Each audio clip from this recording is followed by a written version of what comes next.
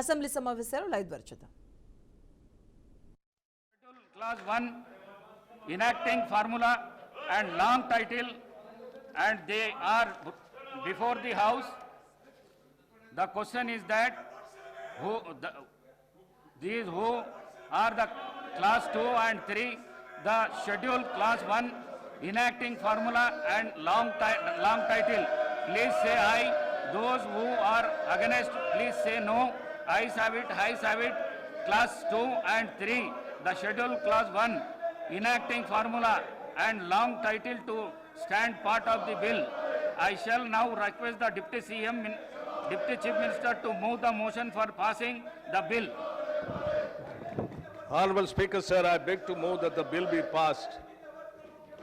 Motion moved.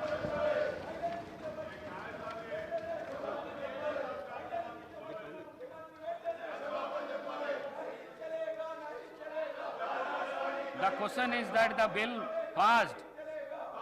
Those who are for the motion, please say ayes. Those who are against, please say no. Ayes have it, ayes have it. The motion is carried and the bill is passed.